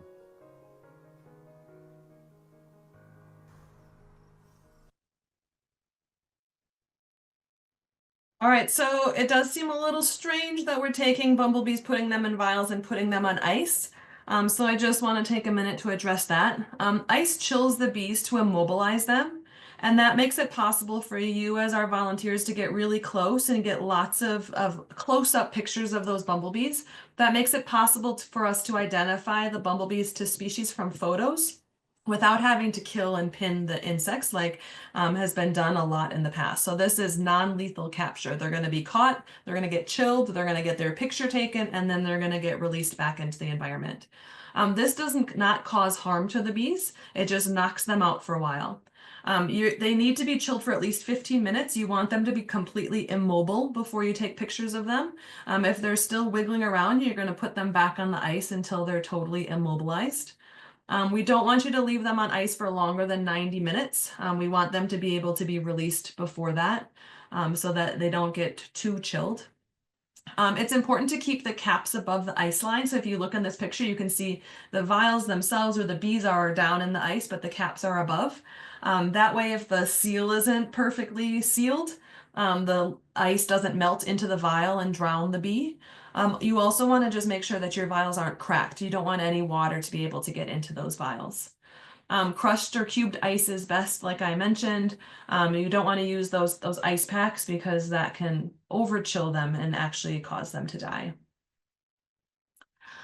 So once you've done your survey for 45 minutes, you're going to have your bees on ice. And while they're chilling and becoming immobilized, that's a good time to complete the data sheet, which is a brief habitat assessment. So on the 2 pages of the data sheet, you'll fill in the location and survey information, who you are, where you are, what the weather's like. You'll look around and record some of your observations about what the habitat's like and what the how many flowering resources there are. And then you're going to look for some resources that could be good nesting habitat. And also notice what are some human actions that maybe are being taken in that landscape that could affect the bees. Then you're going to count how many different species of flower are in bloom in the survey area, whether or not bees landed on them. And on the second page or backside, you're going to record the 15 most common species of flowers that are in bloom.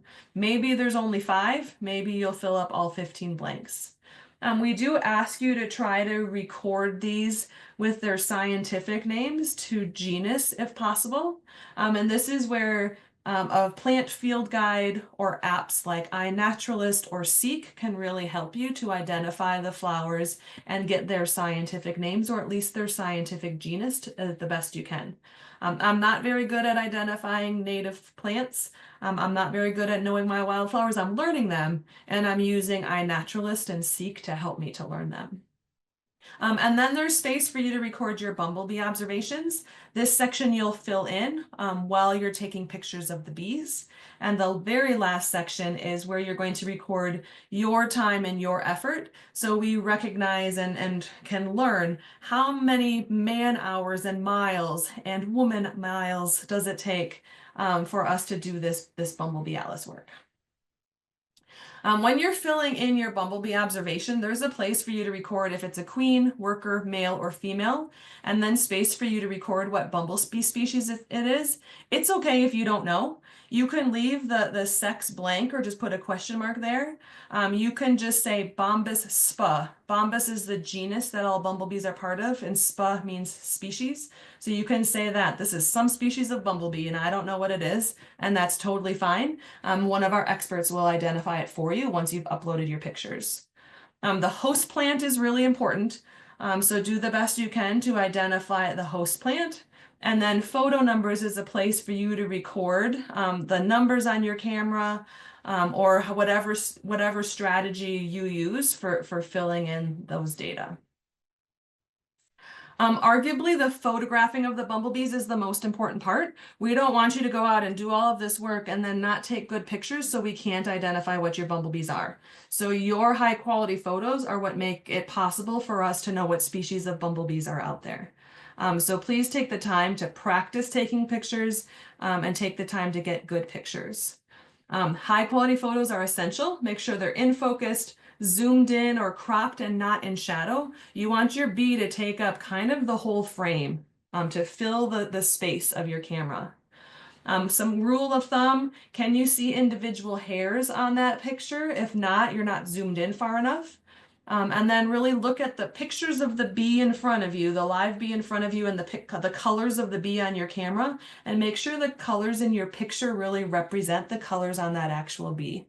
And please don't take pictures of the bees through the vials. It can make it really difficult for us to see the characteristics we need to see to be able to identify that bee to species. Some tips are to practice first. Before you go out and do your first survey, practice with other things around your home. Practice taking pictures of small things. And then even when you're out in the field, practice first to make sure you've got the lighting ready to go and all of that. Make sure your bees are immobile. When they start moving and kicking around, it makes it way harder to get good pictures. Feel free to put them back on ice if you need to. A light color background usually works the best, but pay attention to shadows. Sometimes the shadows obscure some of the characteristics that we need to see. So just be really mindful of that and look at your pictures before you let the bees go. And then bees are pretty light. So if it's a windy day, the wind can very easily sweep them away. So work hard to block the wind so the bee doesn't blow away before you can safely release it back into the wild. You are able to upload 6 pictures for every individual bee that you capture. It's a good idea to take more than 6 pictures, then you can choose the 6 best. And then to know what to take pictures of, you need to know what we look at in order to identify it to species. So when I'm looking at a bumblebee, whether it's a picture of a bumblebee or a bumblebee specimen that I'm looking at under the microscope, there's different characteristics on the head, the thorax, and the abdomen that I look for. So that's what you need to take pictures of. So one key thing is that hind leg. The hind leg, we're going to look to see if it has a pollen basket. That's going to help us know if it's a male or a female or a cuckoo bumblebee. For the head, you want to make sure you get a picture of the hairs on the top of the head, the hairs at the base of the antennae, which is kind of on the middle of the face. And then this seems kind of strange, but it's a really important characteristic for us to see. It's the cheek length. So how long is the cheek underneath the compound eye down to its mouth parts? For the thorax, we need to see a top-down view so we can see the colors of the hair in front of the wings, behind the wings, and in between the wings. And then we need to see a side view of the thorax to see what colors are the hairs there. On female bumblebees, there are 6 abdominal segments that we call tergites, and we often label them T1, T2, T3, and so on. On male bumblebees, there's 7.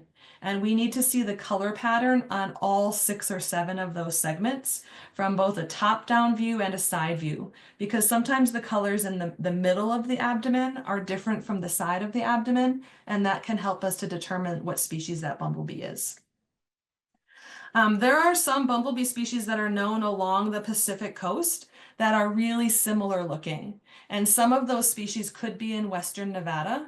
So if you're in western Nevada and you catch a bumblebee that has a yellow face and one yellow stripe that's on either T3 or T4, we want you to flip that bee over and get a picture of the hairs on the underside of the abdomen as well. So these are the characters that we need to see in order to identify bumblebees to species. Here's some examples of what your pictures should look like. So getting a good picture on the side, you can see on this bumblebee, I can see the individual hairs. I can see the pollen basket on that hind leg. I can see the colors of the hair on the side of the thorax and the side of the abdomen, and I can see the cheek length. So this picture shows a lot of those characters.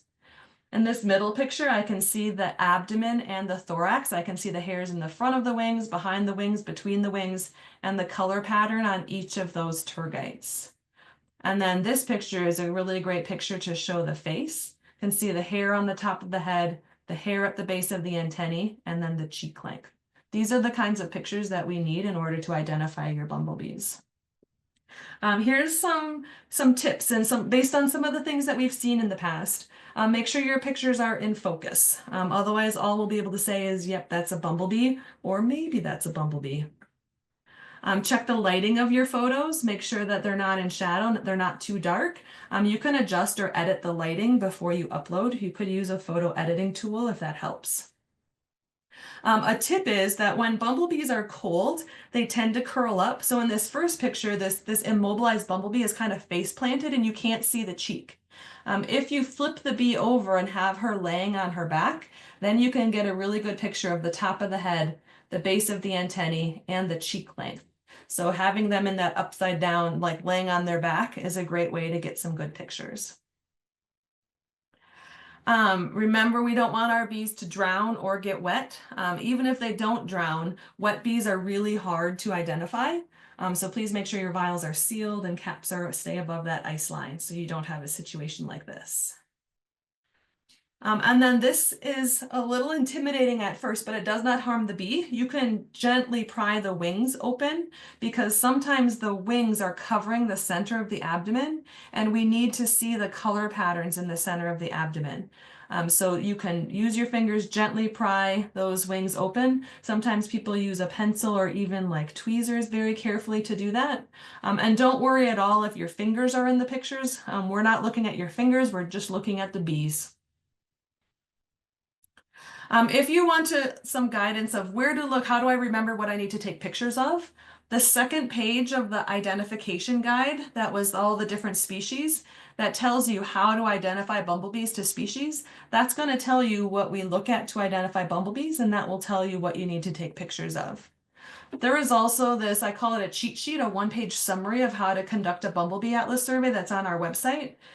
And there's a list of the pictures that you need to take right there that you could print this and take it into the field as a reminder. On our website, there's also a page that under bumblebeeatlas.org, under resources, there's a whole page about photography tips. So before you go out and do your survey, you could review that page as a reminder, get some tips. And then I just want you to have a heads up of what the bees look like as they're warming up. So when bees are chilled, they're immobile. They're going to look like they're dead. But then within a couple minutes, it happens pretty quickly, especially if it's warm, the bees are going to start wiggling around. Sometimes they're going to look like they're panting. They're going to start grooming, and then they're going to fly away.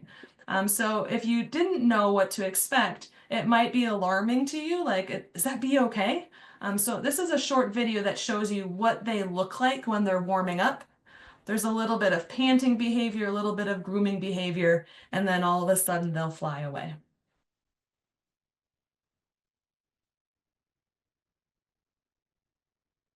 All right, as you are photographing your bumblebees, a couple things to keep in mind for your own safety. Bees sting. Every female bee has a stinger and can sting you. Bumblebees are pretty docile. They really rarely sting. They only sting when they feel threatened. So just keep that in mind. It's really rare for our volunteers to get stung when you're following the protocol. And it's when they're immobilized, it's okay for you to pick them up and hold them. They're not going to sting you when they are knocked out. So they can be safely handled for about 5 minutes after chilling. Once they start moving, they might wake up grumpy. They could be angry and sting you. So just be really careful as they're waking up. And just be aware if you're allergic. Take care of yourself and make sure that you are safe. But we also want to think about safety for the bees. One important thing to know is that it's really important as soon as you catch a bee and put it in a vial to get that vial on ice right away. It's actually more stressful for the bee to be in a vial at ambient temperature for a long period of time than to get into the cooler. So you don't want to catch a bee, put it in a vial, and stick it in your pocket till the end of the survey. As soon as that bee's in the vial, get it into the cooler. When you're putting the caps on your vials, once you've got the bee in the vial, just really be careful and watch out for their heads and their tarsi, their toes. You don't want to have any accidental decapitations when you're putting the caps on your vials. As I've mentioned, make sure the tops of the vials stay above the ice. Make sure your vials aren't cracked so that bees don't get wet or drown. And then when they're warming up, once you've taken pictures and they need a little bit of time to warm up before they fly away, just find a safe spot in the shade, not in direct sunlight, where they can warm up and fly away when they're ready. And then, like I've already mentioned, don't leave them on ice for more than 90 minutes. The other thing that we want that we're asking you to do in order to protect the bees is to sanitize your equipment, especially the vials, as between survey locations so that we don't accidentally spread pathogens from one survey site to another. So you could use alcohol or alcohol wipes or a diluted bleach solution, or even just soaking your jars in warm soapy water in between surveys. Just make sure that your vials are perfectly dry before you put a bumblebee into them. All right, if for some reason a point survey is not possible, an alternate method is a roadside survey. You might choose to do a roadside survey in a place where there isn't any public land. There's all private land and you don't have permission, but you want to do a survey, you could do a roadside survey. This maybe is an option in some of those really dry grid cells where the only place you see flowers are along roadsides. Sometimes volunteers even choose to do a roadside survey on the way to or from another point survey site, and then they take care of both of their surveys in the same day. So when you do a roadside survey, it's similar and different to the point survey. So to do a roadside survey, you're going to choose a 10-mile stretch of road, and you're going to stop 5 times in those 10 miles. And at each of those 5 stops, you're going to spend 15 minutes doing a mini survey. You want to make sure that each of those sites are at least 1 mile apart. So at each of those 5 sites, you're going to do a 15-minute person minute survey. So if there's 2 people there, you'll split up your time and do 7.5 minutes each. But you will process and release bees at each site before you move on. You'll do a data sheet at each spot before you move on. So at the end of the roadside survey, you'll have done five 15-minute surveys, and you'll have 5 data sheets completed, and the bees will get released at the spot along the road where they were caught. If you do a roadside survey, please just be really aware of your safety. Choose a less traveled road. You don't want to do this on a major highway. Be aware of traffic. Consider wearing bright colors or a safety vest, and be really aware of property lines, no trespassing signs, just to make sure that you're on land where you're allowed to be. And if somebody asks you to leave, you don't need to argue. You can move on if it's going to be an issue, even if you know that you're allowed to be in the space that you are. You don't need to get into any sort of conflict about it. You can just wrap it up and move on instead of causing conflict. Sometimes you're going to go out and do a survey and not see any bees. And while that can be disappointing, because catching the bees and seeing the bees is the most fun part of this, this can still provide us with really important data. It will help us to know the difference between those gaps on the map, whether that is nobody's ever looked for bees or there's really no bees there. So we call those null surveys, and we still want you, if you go out and do a survey for 45 minutes in a place where there's flowers, complete the data sheet, and you'll still upload that habitat information. You'll just check the box that says I didn't see any bees, and you won't have any photos to upload. So really important to complete surveys, even if you're not seeing bees, because that's important information. You can also upload incidental observations. So if you see a bumblebee in your yard, or you're on a hike and you see a bumblebee and don't have time or equipment to do a formal survey, think about those key characteristics that we need to see, and take pictures, as many as you can, of that bee before it flies away. Make sure that they're as high quality as possible, record the host plant, and you can upload those to Bumblebee Watch as incidental observations, and that can still be important information for us. All right, that was the most important part, the conducting your surveys part of this. The final step is to organize and upload your data.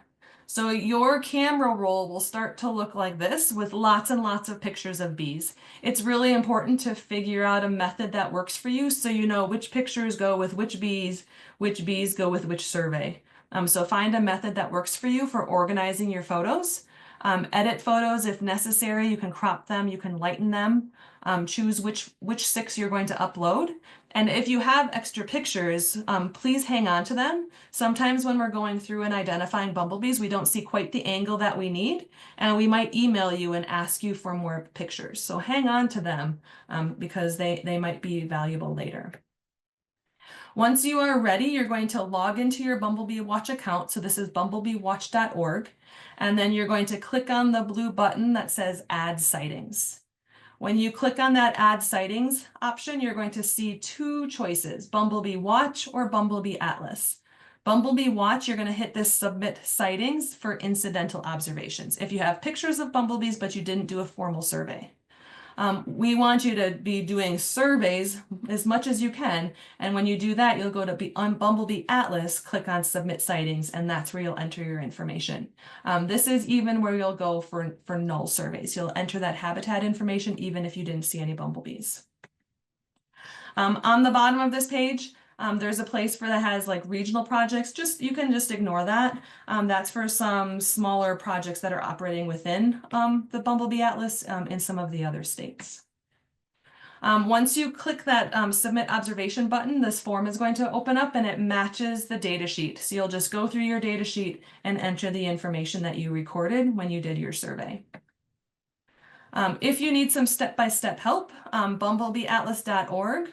You'll go to data and how to submit data, and then there's a step-by-step guidance.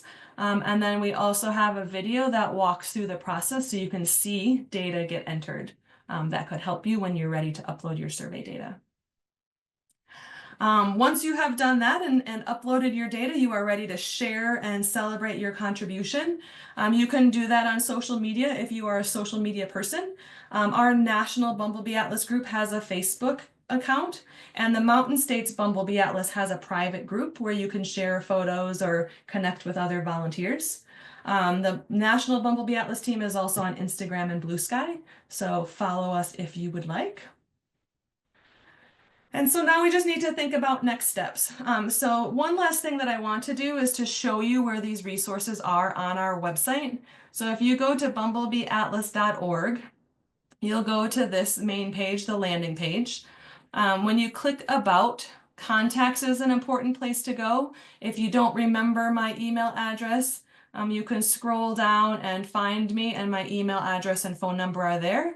So you can reach out to me if you have any questions. When you go to Get Involved, that's where you can adopt a grid cell.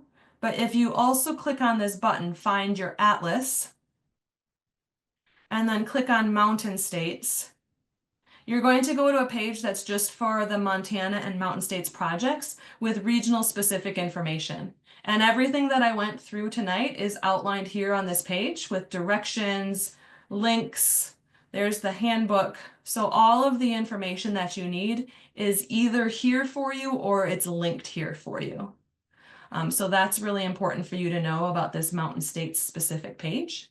I've told you about resources multiple times today, so there's lots of other additional resources here. And one that I want to highlight is Train Online. If you go to the Train Online resources page, this is where that ecology and conservation webinar is that I told you about. But if you scroll down and click on Mountain States, you're going to see the content of this training webinar broken up into shorter videos. So if you just want to see information about completing a data sheet, or if you just want to see how to adopt a grid cell, those videos could help you with that review. And this then is where the webinar will be posted, this recording from tonight. All right. So thinking about next steps for taking action, I encourage you to go and explore the website, review the participant handbook, join the e-newsletter mailing list if you haven't already done that, and then go ahead and adopt your grid cells, gather your supplies, and figure out what in-person event is happening near you could you possibly make it to, and start planning your survey locations. Feel free to email me for any permits or letters or with any questions. My job is to support you, so don't hesitate to reach out with any questions.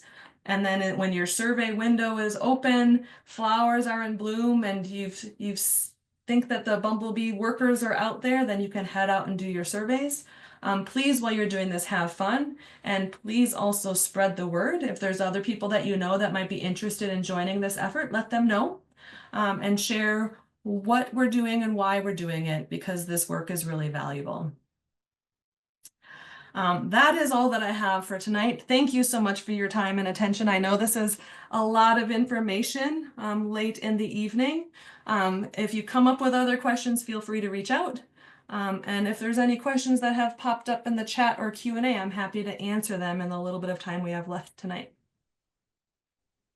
Yes, there was a question from a while back, so thanks for your patience.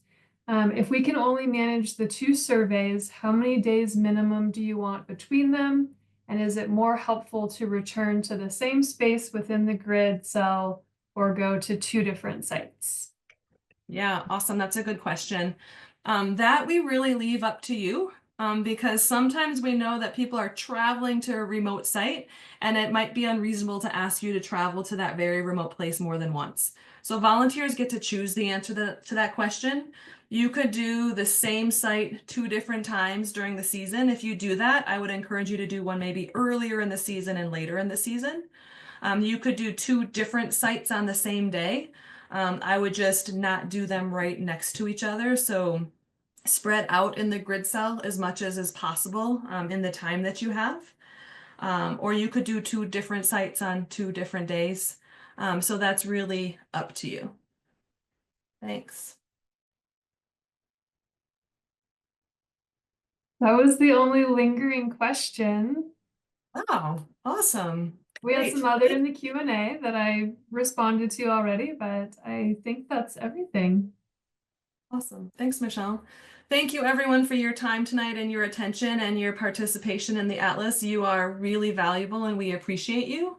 Have a wonderful rest of your evening and rest of your week. And please don't hesitate to reach out if you have any questions.